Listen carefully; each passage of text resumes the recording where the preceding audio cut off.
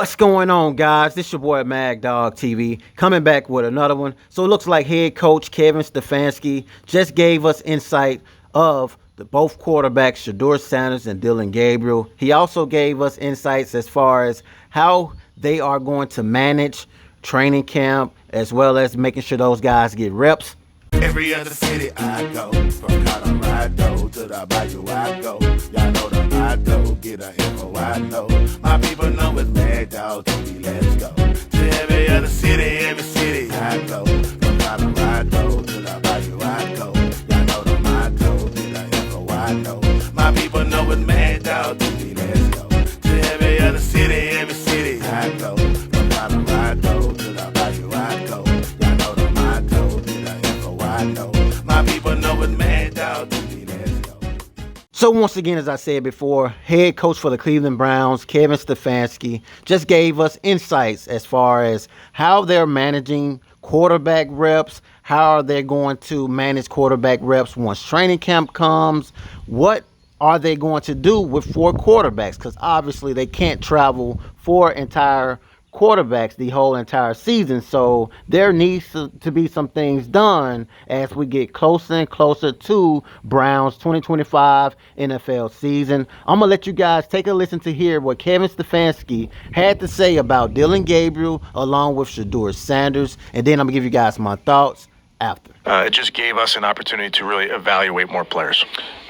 Very unique this camp too, and this OTAs and this mini camp too, with the fact that you have the 4 quarterbacks in there and you're going through those reps and you're running through all of that. When did you guys start thinking about the plan for this? Obviously, I think you knew, and I think AB said this. He said this last night at an event I was at with him last night about how, look, we knew we were going to have a rookie quarterback. Didn't probably think we were necessarily going to have 2. Right. We knew we were going to have 1, and so reps are so critical. This isn't 1978 Bear Bryant 6-hour practices. So, like, you guys got a short amount of time to get a lot done. When did you start kind of architecting out that plan? Yeah, it's a good question. I think going back to the spring, knowing you're going to have a young quarterback, how do you maximize those reps? And like you said, it's not Bear Bryant. You can't practice. There are limits to the amount of time you can be out there. So tried to get creative. Having Tommy Rees on staff, coming from college recently, Mike Bloomgren on staff coming from college recently. These college rosters are 100 players plus, so that the 2-spot, quote unquote, that thing, the 2-spot where you have the same plays being run on simultaneously on different fields, that's nothing new for college. It's harder to pull off in the pros just on the roster limitations, but obviously not impossible. So we just tried to be real smart about how we did that. What you don't want to do is have 2 practices going on, 100 plays, and asking your guys to run down the field 50 yards each time. Then you're going to have cost, and now there's going to be injuries. And I thought the way it was designed, and I think Tommy and the offensive staff, and certainly Jim and the defensive staff, were really creative about how they got their work done. Tommy with the 2 rookies, he just is out of that world a couple of years ago. I have to imagine that was right up his wheelhouse. It is. I think Tommy played the position in college, has coached it, has a great comfort level in that. You have Coach Musgrave, who played the position in college, played in the pros, has been a coordinator. So you have those 2 guys in that quarterback room to provide great counsel, and our guys that have done it at a high level. And certainly when you have young players that you're trying to develop and teach, there's just no shortage of knowledge that can come from the sliding scale that you use at that position, because obviously what you're asking the young guys to do is a little different than what for example, Joe can do. Right. So, and yet the reps are the reps, and they're finite. How do you, as you guys go to make this decision by the time you get to camp, how do you create sameness throughout for all 4 of them, if you know what I'm getting at there? Sure. so that you have a true litmus test? Yeah, I think that's something we talked a lot about prior to putting together the plan. And obviously there's that old saying, you treat everybody fairly but not the same. It's related to that. You know that there's guys that need to get X number of reps. There's guys that don't. I mean, Joe is 40 years old, has seen a lot of football, has played a lot of football. He does not need as many reps as the young guys do. So tried to be smart where we can still give Joe an opportunity to get better, an opportunity to be evaluated, while also maybe shifting a few of those reps to the younger guys, and then mixing it up throughout. We had multiple guys in there at multiple spots, and that's kind of the way we've looked at doing business here the last 3 weeks with 9 practices where we just want to see a lot of these guys in a bunch of different situations. Talk about the 2 young guys quickly here. Dylan, yes, it was yesterday. He's a play-action wizard, man. He's really smooth with the ball. He hides it well. He rolls out well. He throws on the run well. And then we had a chance to talk to him at the golf outing. You see what made you guys fall in love with him the way that you did in the draft. How has it been for him over the last month? Yeah, I think the play-action piece is a good observation, Bo, where he's got really great ability to ball handle, to put the ball out on a play action when it looks like the run, pulls it back, it's the pass. There's a lot of skill to that. Now he's been coached really well in college, and I give him credit and his coaches credit for that. But there's a lot of nuance to that play action game, and he's trying to master it, and he's putting in the work. And he's a young player, still coming along. You know, he's played a lot of football, and that's true. But this NFL game, there's things that are different, and he's really going to school.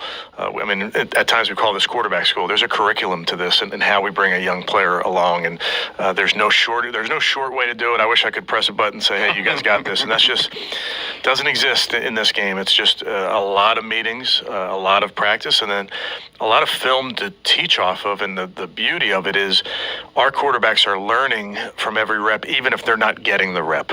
So if you're in there, great, you got the rep, you got it physically in the moment. You can make those corrections in your brain with that Pentium processor. If you didn't get the rep, you can sit in the meeting room and you can kind of put yourself in the shoes of the other player and get that rep mentally. So we've done a lot of that over the last few weeks. Just an anecdote for our audience. Dylan joined Nathan and I at the golf outing he just kind of came on set. We were doing the show live, and he just came on, and we didn't really introduce or anything. He just started talking. He was great, very natural. I saw him last night at the event with AB, and he came up, and I didn't even introduce myself to him. There was none of that. And he said, good to see you again, Mr. Bishop. Yeah. And I thought, I'm a radio guy. You don't need to know who I am. Yeah. But the fact that those little things, and I've heard that throughout the building, that those type of things, that's a pattern of behavior for him that's very consistent. Yeah, I think, everybody talked about it. We talked about it. Certainly when you're at 3 schools, you have to assimilate yourself to those 3 places. You got to get to know everybody, or I think a lot of us can think of that first day at school, whether it's in high school or at college, you're meeting new people. You got to get to know your classmates. Well, same idea. You got to get to know your teammates. And he did that really at 3 different stops. And it's very interesting. And I'm sure we've talked about this is, in the old days, if somebody transferred twice, you'd be like, oh, what's wrong? What happened? And now guys are transferring for some pretty good reasons. I can't get mad at them. And that could be if a coach is leaving. It could be for an opportunity. So what that then allows you to do is it allows you to go through that process of getting to know your teammates, getting to know a system, et cetera, et cetera. So I think there's great value in that. So that does not surprise me, Mr. Bishop. Now I feel old. I know I'm older than you, but that's too much. Shedeur, you guys got to know him very well in the process. You've got to know him a lot better here in the last month. Obviously, when you are who he is and everybody knows who you are and has known who you are since you were probably 15, 16, there's something that's to that. But his teammates gravitate to him quite a bit. What have you learned about him over the last month? I don't know that we've learned anything new because, like you mentioned, I feel like we have a great feel for this young man. He's a very, very hard worker. He has fun when he's in the building. I'm enjoying watching him progress with every single meeting, with every single rep. He's doing a great job. And I think as a young player, I don't care what position you're playing, you're going to run a play or you're going to get something wrong. That's so valuable because then you get to correct it, get it right the next time. And he's doing a really, really nice job. I think he's showing up early, he's staying late, and he continues to get better every single day. And that's the fun part. But just having him in the meeting room brings a great personality in there. It's fun to have. I sit right behind him. Joe is to my left, to Shedeur's left, and to see those two bounce ideas off of each other is hilarious. Joe will say a few things, and I'll be like, Joe, Shedeur wasn't born. He wasn't born then. So it's just he's got great energy, great kid, working his tail off, and then he's playing really well too. I told the Terrell audience, there's a great story in yahoo.com for our audience that tells kind of the story about how this quarterback, because it's really a great room. They're very supportive. There was an instance yesterday with Shedeur and Joe going over something, and Joe kind of mimicking, this is what I do on this. Those type of things are happening every day here. It's really cool how it's all kind of come together and worked. Yeah, I've been so lucky in my career to be in some really awesome rooms. And this one's up there just with these guys pushing each other, but supporting each other, having the diversity of thought, experience, just all of the above has been great. And listen, this is we all take this job very seriously. We want to win. We want to work our tails off. But these guys also want to have fun, and they do have fun in that room. And I think it's a credit to all those personalities. I know you're not going to give me a straight answer on this, but in your head, I'll have to try to ask it in a way to see if we can get a little bit of an answer. In your head, do you have like a date where you're like, by then we need to have this kind of locked in terms of pecking order, starter, all that? Yeah, I think that's fair. Obviously, we've approached this off-season with a different mindset where we're trying to be very much in evaluation mode and see different guys. I think once you get back to training camp, it evolves as in terms of what your mentality is and what you're trying to accomplish. So there are dates that kind of have placeholders on where we're going to make some decisions. Certainly get into some of the games. I mean, the fun part is we get 3 games to get live reps with these guys, and that's also something that's hard to replicate in practice. We'll have a practice versus Carolina. We'll have 2 practices versus Philly. Those will be valuable as well. But there's definitely the idea that our mentality will change once we get to a certain point in July and August. When you talk about those joint practices, has the groundwork been laid in terms, because those reps are so valuable? Did you lay groundwork for that in terms of that position over the last couple of weeks? We have, and that was something really with Carolina, with Coach Canales, with Philly, with Coach Sirianni. We've had conversations going back months ago that in terms of the structure of practice. So it'll be great work for both sides, and certainly, again, it goes back to the previous question. We'd love to be out there for 3-4 hours. Yeah.